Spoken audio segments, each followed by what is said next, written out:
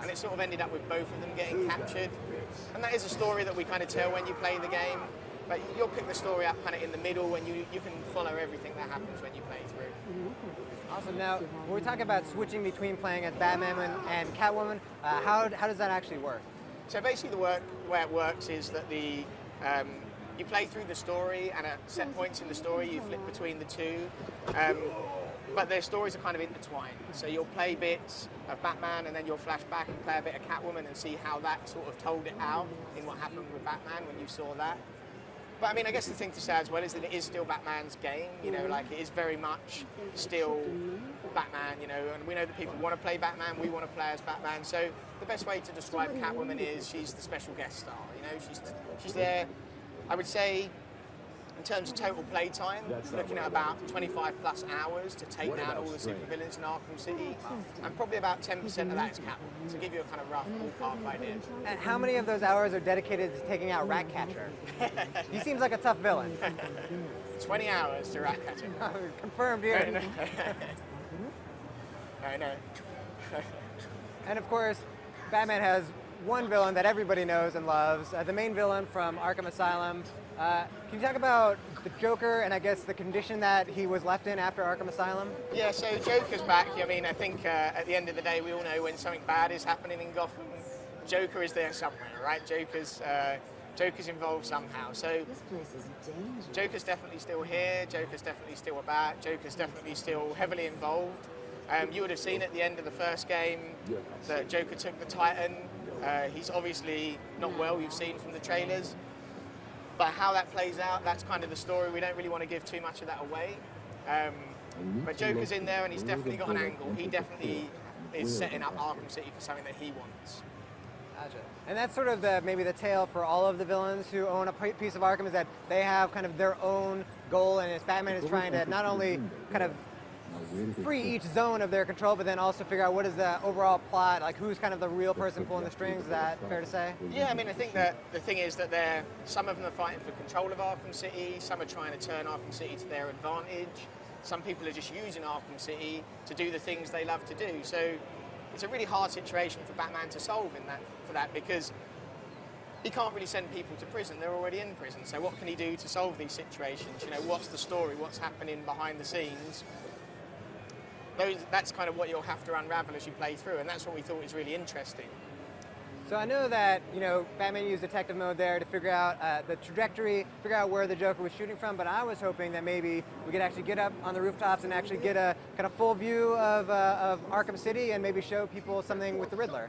Yeah, I mean, one of the cool things, as we were sort of alluding to before, is we have this main story, but at any time you can kind of go off-piste and follow a side mission. So, you know, you want to see a side mission, we can show you a side mission right now. So, Jez, if you want to go show these guys a little bit of Riddler. So as we sort of said before with Riddler, what Riddler's been doing is he's managed to capture these hostages and he's set up these death traps for Batman. He's going to prove that he's smarter than Batman. And the way you have to take on these challenges is first of all by proving your worth. So the first thing to prove your worth is to solve these puzzles. This first puzzle, use the remote Batarang, hit this switch, that opens up the trophy, and you'll see as well with the back claw, you can use the back claw to grab a trophy, which is an all-new feature. So basically you'll collect these trophies, and when you collect enough trophies, the Riddler is basically going to show you where he's hiding these hostages that he's got. And these are real situations. It's no longer where the Riddler's kind of taking a back seat and sort of playing around in Arkham City, Arkham Asylum. He's the real deal now in Arkham City. Oh yeah, right? yeah. I mean, he's one of the biggest villains in the game, and he's kind of hell-bent on revenge. So, you know, this is really serious for Batman, and the stakes that Riddler's got involved are innocent people's lives. So it's not something that Batman can turn his back on. Basically, he's setting Batman these challenges. This is actually a really cool secret that we're going to show you here, exclusive to IGN actually. Nice. Is we have here these pressure pads that Riddler has around. You have to kind of wall pounce off of them.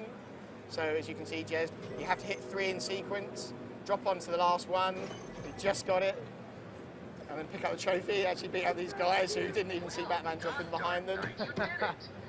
Because obviously as Batman moves, he's totally silent. I feel I should reward this miracle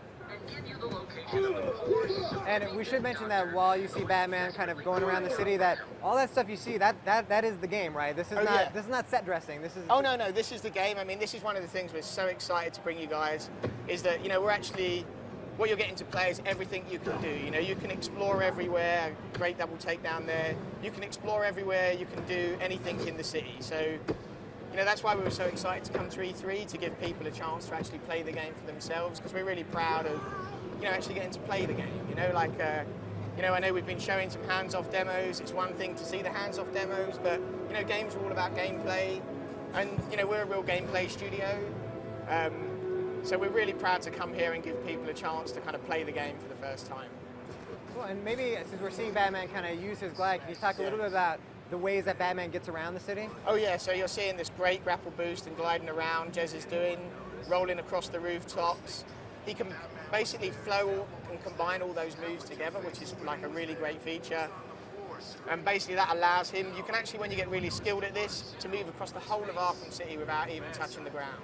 I mean, we lose hours to this at work, where we're just gliding, challenging each other to fly down back streets. I mean, it's just great fun. So actually where we are here is Riddler's giving you the rough location of this place. Batman's seen it, it's got this question mark sprayed on, it's looking a bit suspicious. It looks like a brick wall, but actually it's not at all, it's a wooden wall that Riddler set up, and he's hidden this challenge for Batman inside. So, and I would say in Arkham Asylum, Batman probably would have said, oh, there's a wall there, I guess I'm done. But he's not messing around in Arkham City either, right? No, he's really tooled up this time, you know, loads more gadgets, loads more abilities. So you decided to finally show up. See Riddler. Let them go, Riddler. They're innocent. Don't be stupid, Dark Knight. And so for each of these moments, right, it's that the Riddler has this guy, he's gonna be caught up in this room, and it's basically a series of death traps. That's what it is basically, but he's really, his goal here is to prove that he's smarter than Batman. Right? So the challenge is, he's basically setting it up for Batman. Can you save these people? Can you solve my riddles? Can you solve my challenges? And if you can't, that's why he's he's forcing Batman to take them on by putting these people in it. And we should say, these are not going to be easy challenges, right? No, these are pretty hardcore. I mean, if you're going after these, you have to get a number of trophies to get in here. You know, this is one of the tougher side missions in the game. He's really not messing around, Riddler. So, you know, I think for players, they're really going to enjoy taking these challenges on. And can we kind of take this as sort of the Riddler stepping up his game as kind of like emblematic of sort of all of the villains that are in Arkham City? Yeah, for definite. I mean, one of the great things is all of the villains have seen Batman in Arkham Asylum, and they're figuring out, hang on, you know, Batman's got all these great gadgets. He took us down before. What can we do to take him down? So they've all upped their game. They've got new abilities as well. So you can see this really elaborate death trap that Riddler set up. The first thing Jez is going to do, he's going to hack into this system, and that's going to basically deactivate a load of the electrified floor panels. And that's going to allow him to start moving across the room.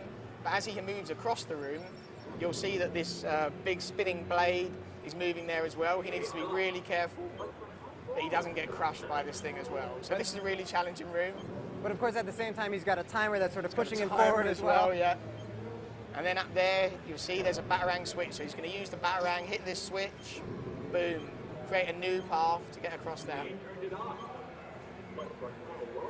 And so this is one of those kind of things where it's not just figuring out one piece of this puzzle, but it's figuring out large sort of like continuing sets of pieces, and that, you know, you can't really stop, right? You've got to kind of piece it together, figure it out, and then kind of go on the fly and finish this Yeah, room I mean, off. yeah, absolutely. In fact, Jess is in real trouble here. He's got about 2 seconds to get to that safe zone. Oh, he's pulled out the line launcher, which is cheeky.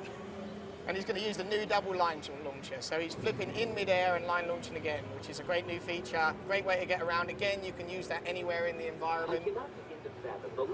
And I can tell that this doesn't look like it's going to be an easy one to solve. There's a wall, or there's a sort of like a force field on the other side that you can't get through. Yeah, force field. So we've already used the sequencer, the Batarang, the double line launch. So you're really progressing through all the gadgets here.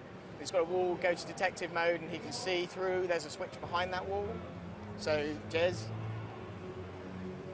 you got the explosive gel. We had the explosive gel in the first game. Now, as I said, you can use that in combat as well, so there's lots of new uses. Just needs to use another gadget here as well, so the remote control Batarang. He's going to bend that Batarang around again to hit that switch. Good control there, well done. And the Batarang now has a brake and a boost on it and a flip 180, and you have to use those abilities again as well, so... now you had mentioned before using the line launcher, and this is going to be another section towards the end where you're going to have to use that double line launcher again, right? So we saw the hostage was hanging from a chain over an electrified floor in a hell of a lot of trouble.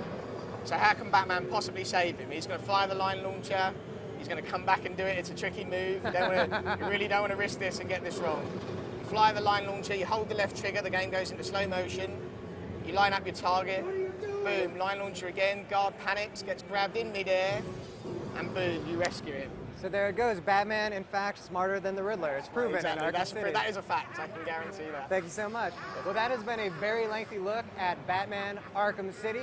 You got to see what it's like to play as Catwoman, which is a whole different kind of section of the game. You got to see how big the scope of Arkham City is, and most importantly, I think, you got to see what the Riddler's up to and just how much more difficult and challenging Batman Arkham City is going to be. The game is coming out later this year. We're going to kick it back on to Naomi. Oh man, I'm totally stealing that game. I mean, thanks for the demo, people. Anyway, we're going to take a quick break for lunch, but we'll be back with some big PS3 exclusives, starting with Resistance 3.